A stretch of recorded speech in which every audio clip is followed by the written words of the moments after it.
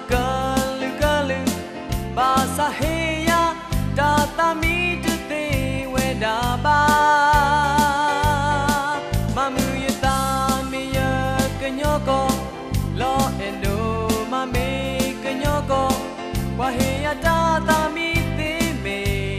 ya kenyoko hatu yesu dalo abu tibata galu bahasa heya tatami dete weda ba mamu yata miya kenyoko lo endo mame kenyoko waheya tatami teme ya kenyoko bila ketela ya kenyoko lo eketame ya kenyoko aku kelapa kila itu ojola lama ketame ya kenyoko tanda yuda ya kenyoko menjadi saya lo juga pala kejo makina ya kenyoko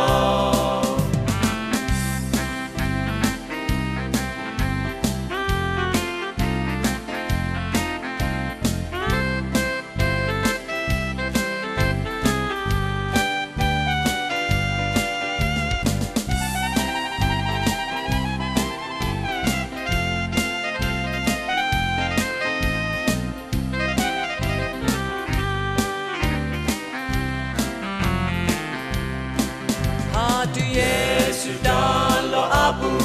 tibata galu bahasa heya tatami dete weda ba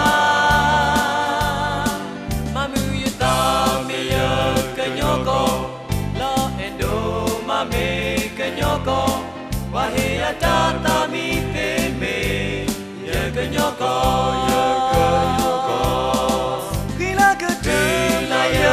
kenyoko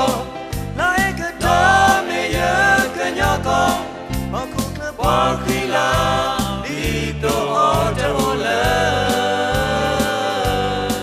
lama ketame ya kenyoko tanda yuda oh ya kenyoko menjadi saya lo juga pala kejo makina ya kenyoko kila ketame ya kenyoko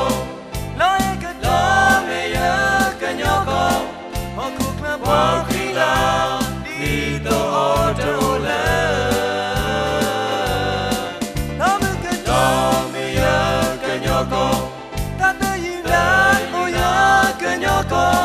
menjadi saya lo juga pala kejo makina ya kenyoko